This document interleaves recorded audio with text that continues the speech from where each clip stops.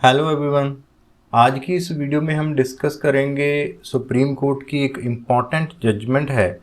जो judgement decide हुई है नेगोशिएबल इंस्ट्रूमेंट एक्ट को लेके, चेक बाउंस के केसेस में सज़ा के प्रावधान को लेके ये जजमेंट डिसाइड हुई है सुप्रीम कोर्ट की। Most important and relevant judgment है। तो इस जजमेंट के इफेक्ट क्या है, किसने क्या आर्गूमेंट किया है, नीचे की जो अपीलेंट कोर्ट है, लोअर कोर्ट है, उसके क्या डिसीजन थे, उस सब के बारे में इस जजमेंट में हम आज इस वीडियो में देखेंगे।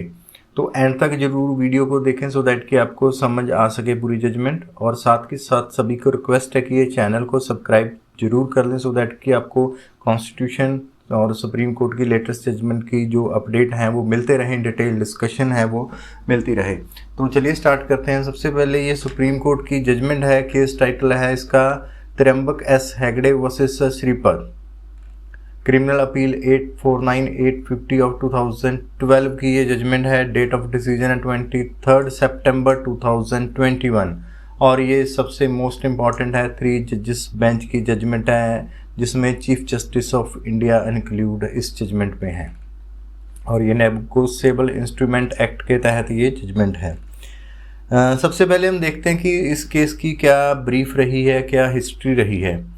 तो इस केस में सुप्रीम कोर्ट के सामने हाई कोर्ट के ऑर्डर को चैलेंज किया गया था, जहां पे हाई कोर्ट ने कन्विक्शन थी रिस्पोंडेंट की वो सेट असाइड करी गई थी। जो कन्विक्शन जुडिशियल मजिस्ट्रेट ने करी थी रिस्पोंडेंट के ऊपर, उसके बाद उसको सेशन कोर्ट ने अपील में उसको अफर्म किया था डिसीजन को, और वो जो कन्विक्शन थी उसको सस्टेन किया था, उसको हाई कोर्ट ने सेट असाइड कर दिया था। उस ऑर्डर के खिलाफ हाई कोर्ट के खिलाफ जो अपील थी वो सुप्रीम कोर्ट में फाइल की गई थी, जो प्रेजेंट केस में है।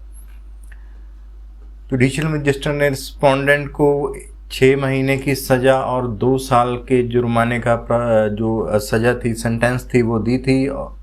और उसके साथ साथ अगर वो जो फाइन है वो नहीं भरता तो अक्यूज्ड को फर्दर 3 महीने की सज़ा का सज़ा का ऐलान है वो अपनी जजमेंट में जुडिशियल मजिस्ट्रेट ने किया था। उस ऑर्डर को जो रिस्पोंडेंट है श्रीपद, उसने चैलेंज किया था मजिस्ट्रेट के ऑर्डर को सेशन कोर्ट के सामने कि उस जो मजिस्ट्रेट का ऑर्डर है उसको सेटिसाइड किया जाए। साथ के साथ अपीलेंट ने सेंटेंस की अनाउंसमेंट के लिए चैलेंज किया था। तो सेशन कोर्ट ने दोनों ही अपील थी वो डिसमिस कर दी थी। उसके बाद क्रिमिनल रिवीजन फाइल की गई हाई कोर्ट के सामने, जो कि हाई कोर्ट ने एक्सेप्ट कर दी थी। जुडिशियल मजिस्ट्रेट का ऑर्डर था वो सेट असाइड कर दिया था और साथ में जो सेशन कोर्ट का डिसीजन था वो भी सेट असाइड कर दिया था, जिसने फर्म किया था उनकी कन्विक्शन को। तो उसकी जो हाई कोर्ट की जजमेंट है उसके खिलाफ जो ऑर्डर था वो चैलेंज किया गया था अपीलेंट के द्वारा। तो सबसे पहले देखते हैं इस केस के फैक्ट क्या हैं। इस केस में जो रिस्पोंडेंट है श्रीपद, वो उसने अपीलेंट को अप्रोच किया कि वह फाइनेंशियल डिस्ट्रेस में है और वो अपना घर बेचना चाहता है, और उसके लिए जो घर की कीमत है, जो कंसीडरेशन है, सेल कंसीडरेशन है, वो 4 लाख रुपया तय हुई।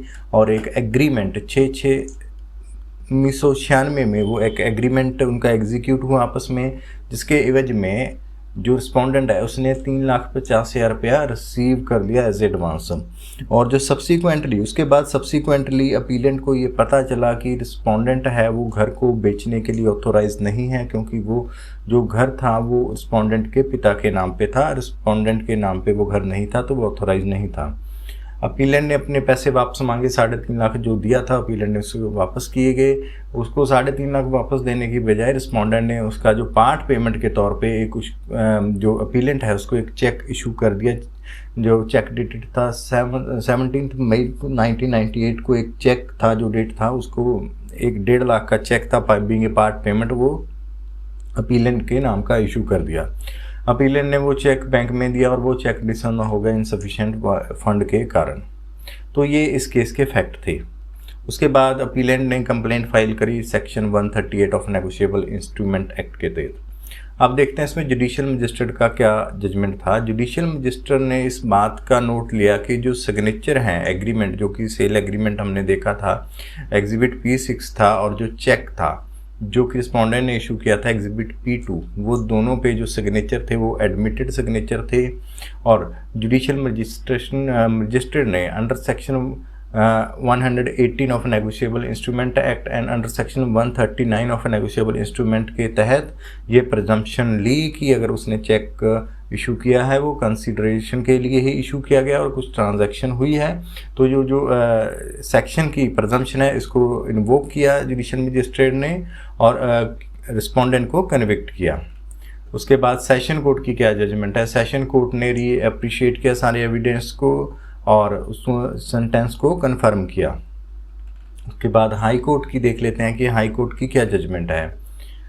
फर्स्ट टाइम पे रिस्पोंडेंट ने ये आर्ग्यू किया क्रिमिनल रिवीजन में, जो कि हाई कोर्ट के सामने थी, कि जो सिग्नेचर थे एग्रीमेंट के ऊपर सिग्नेचर थे और जो चेक के ऊपर सिग्नेचर थे वो एक ख़ास तरह के हालात में उससे लिए गए हैं। वो क्या थे कि वो जो रिस्पोंडेंट है एक सिविल सूट में पार्टी था जिसमें उसने एक एडवोकेट की सर्विस एंगेज की। उस एडवोकेट का जो जूनियर था वो अपीलेंट का रिलेटिव था, उसने उस डोमिनेंट पोजीशन में आके उससे वो सिग्नेचर लिए, तो ये उसके वॉलेंटरी सिग्नेचर नहीं है।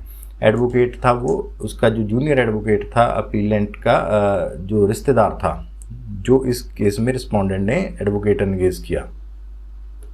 हाई कोर्ट ने इस आर्गूमेंट को एक्सेप्ट किया और होल्ड किया कि जो अपीलेंट है उसने ये बर्डन डिस्चार्ज नहीं किया कि उसने जो 3.5 लाख की पेमेंट रिस्पोंडेंट को की है वो उसने कहाँ से की है, कौन से फंड से किया, और जो चेक है वो उसने साथ में ये भी प्रूव नहीं किया, बर्डन अपना शिफ्ट नहीं किया है कि जो चेक की पेमेंट हुई है वो पार्ट पेमेंट है, वो किस कंसिडरेशन के लिए हुई है।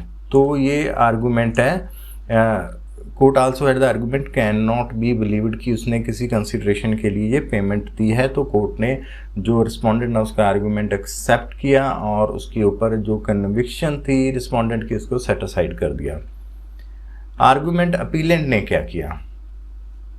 अब सुप्रीम कोर्ट के सामने क्या आर्गूमेंट था अपीलेंट का? अपीलेंट का आर्गूमेंट था कि जो एग्जिबिट P6 है, जो कि सेल एग्रीमेंट था और साथ में चेक एग्जिबिट P2 था, उस पर जो सिग्नेचर थे वो डिस्प्यूट नहीं किए गए। तो in that view it is जो कंटेंट किया गया कि जो लर्नड है JMFC है वो जस्टिफाई है कि उन्होंने अपनी जो प्रजम्पशन थी नेगोशिएबल इंस्ट्रूमेंट एक्ट के तहत सेक्शन 118 और section 139 of negotiable instrument act के तहत जो प्रजम्पशन थी वो इन्वोक की और अक्यूज जो रिस्पोंडेंट अक्यूज था उसको कन्विक्ट किया, और इसके अगेंस्ट में कोई भी रिबटल एविडेंस या कॉन्ट्रेरी मटेरियल है रिस्पोंडेंट द्वारा JMC कोर्ट में नहीं दिया गया। अब जो रिस्पोंडेंट है उसने आर्गूमेंट क्या किया? रिस्पोंडेंट ने ये आर्गूमेंट किया कि जो ट्रायल कोर्ट है और लोअर कोर्ट है उसने केस को सही प्रोस्पेक्टिव में एग्जामिन नहीं किया, उन्होंने सिर्फ सिग्नेचर एडमिट कर लिए। इस कंक्लूजन को लेते हुए प्रजम्पशन थी वो जो इन प्रजम्पशन थी अक्यूज्ड के अगेंस्ट वो इन्वोक कर दी, जबकि कोई ऐसा एविडेंस रिकॉर्ड पे नहीं था कि अपीलेंट के पास इतने फंड थे कि उसने उसको एक्चुअली पे किया था रिस्पोंडेंट को, और जो डेट था वो डेट था लीगली रिकवरेबल डेट था।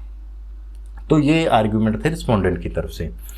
अब सुप्रीम कोर्ट ने इस केस में क्या हेल्ड किया? इस केस में सुप्रीम कोर्ट ने कहा कि जो एग्रीमेंट है एग्जिबिट P6 उसको रिलाई अपॉन किया जा सकता है कि लिमिटेड एक्सटेंट के लिए, कि जो सिर्फ एक ट्रांजैक्शन दिखाता है, पार्टी के बीच में जो ट्रांजैक्शन हुई है उस ट्रांजैक्शन को दिखाता है which the amount to be repaid had been advanced.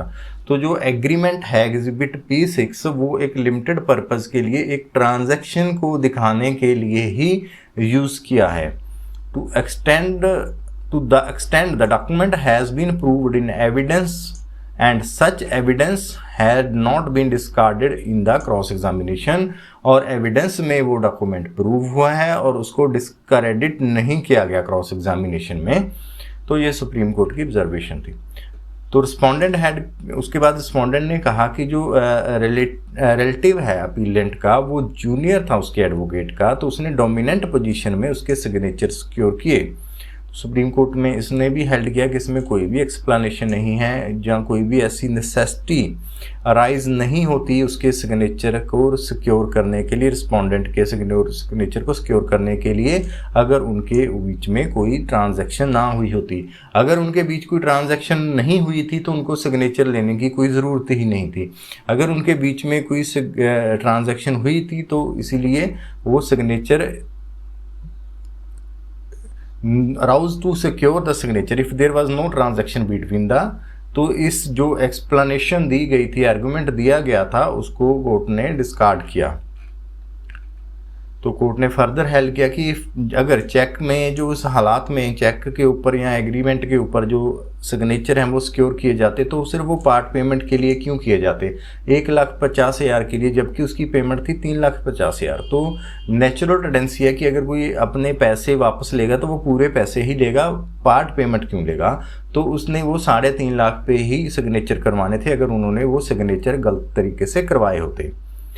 तो जो नेचुरल कंडक्ट है वो सारी पेमेंट के लिए होता है, ना कि पार्ट पेमेंट के लिए। तो सुप्रीम कोर्ट ने इस सारे एस्पेक्ट को ध्यान में रखते हुए कि कहा कि जो रिस्पोंडेंट का केस है वो रिबट्टल की रिक्वायरमेंट है वो सेटिस्फाई नहीं करता, क्योंकि जो प्रजम्पशन रिस्पोंडेंट अक्यूज्ड के खिलाफ ली गई हैं उस प्रजम्पशन को रिबट्टर करना, उसको कॉन्ट्रेरी करना, ये बर्डन अक्यूज्ड के ऊपर था और ये बर्डन अक्यूज्ड ने अपना डिस्चार्ज नहीं किया। तो इस प्रेजेंट केस में ये हेल्ड नहीं किया जा सकता कि जो प्रजम्पशन है अपीलेंट के फेवर में प्रजम्पशन ली गई है वो रिस्पोंडेंट ने रिबट की, रिस्पोंडेंट ने प्रजम्पशन है वो प्रॉपरली रिबट नहीं की है। तो ये जो प्रजम्पशन है सेक्शन 118 की और सेक्शन 139 नेगोशिएबल इंस्ट्रूमेंट की, ये अपीलेंट के फेवर में जाती हैं। The high court therefore was not justified in its conclusion. तो हाई कोर्ट ने जो अपना कंक्लूजन दिया है उसके लिए वो जस्टिफाई नहीं है। सुप्रीम कोर्ट ने जो JMIC JMFC या उसको फर्स्ट क्लास या फर्स्ट क्लास से भी लिख सकते हैं, तो उसको जो डिसीजन था उसको अफर्म किया। और सुप्रीम कोर्ट ने जो फर्दर एप्रोप्रिएट सेंटेंस है भी, क्या 138 के केसों में क्या एप्रोप्रिएट सेंटेंस होनी चाहिए, उसके लिए सुप्रीम कोर्ट ने जो मोस्ट इम्पॉर्टेंट जो पहले से डिसीजन था कुशल्या देवी मसंद वर्सेस रूप किशोर खोरे 2011 का केस था, इसको रिलाई करते हुए सुप्रीम कोर्ट ने कहा कि gravity of a complaint under negotiable instrument act can not be equated with the offence under the provision of Indian penal code और अदर क्रिमिनल ऑफेंस। तो जो ग्रेविटी है कंप्लेंट की नेगोशिएबल इंस्ट्रूमेंट एक्ट के तहत है, उस ग्रेविटी को IPC के जो ऑफेंस है या अदर क्रिमिनल ऑफेंस है उसका कंपैरिजन नहीं किया जा सकता। तो इस पोजीशन को हेल्ड करते हुए सुप्रीम कोर्ट ने कन्विक्शन थी वो मॉडिफाई की, 6 महीने की सज़ा की जगह उसको 2.5 लाख का जुर्माना जो 3 महीने में पे करने के लिए बोला गया। अगर वो 3 महीने में जुर्माना नहीं पे करता रिस्पोंडेंट तो फर्दर 6 मंथ की इम्प्रिजनमेंट हो सकती है। अब देखते हैं कि कौशल्या देवी की जो जजमेंट है 2011 की जजमेंट है उसमें क्या था। सुप्रीम कोर्ट की 2011 की जजमेंट में सुप्रीम कोर्ट ने ये बड़ा क्लियरली हेल्ड किया था कि जो ग्रेविटी है कंप्लेंट की नेगोशिएबल इंस्ट्रूमेंट की, उसको हम IPC के या अदर क्रिमिनल ऑफेंस के साथ नहीं मैच कर सकते। उसकी इक्वलिटी ग्रेविटी है जो ऑफेंस की उसके इक्वल नहीं है, क्योंकि नेगोशिएबल इंस्ट्रूमेंट एक्ट के जो ऑफेंस हैं वो सिविल रॉन्ग के नेचर के ही होते हैं, सिर्फ इसको एक क्रिमिनल का रूप दे दिया गया, क्रिमिनल एक्ट का रूप दे दिया गया, ये सिविल नेचर के रॉन्ग होते हैं। तो इसीलिए सुप्रीम ने इस केस में जो कन्विक्शन थी उसको मॉडिफाइड किया और इसको फाइन तक ही रखा। तो ये था जो सुप्रीम कोर्ट का इंपॉर्टेंट डिसीजन था, जिसमें सुप्रीम कोर्ट ने बड़ा क्लियरली हेल्ड किया कि जो ग्रेविटी है कंप्लेंट की नेगोशिएबल इंस्ट्रूमेंट एक्ट के तहत है उसको हम कंपेयर नहीं कर सकते इंडियन पीनल कोड और अदर क्रिमिनल ऑफेंस के अगेंस्ट। तो जो नेगोशिएबल इंस्ट्रूमेंट एक्ट के तहत ऑफेंस है वो एक सिविल रॉन्ग है जिसको क्रिमिनल का एक रूप दे दिया गया। So thank you for watching this video. Thank you.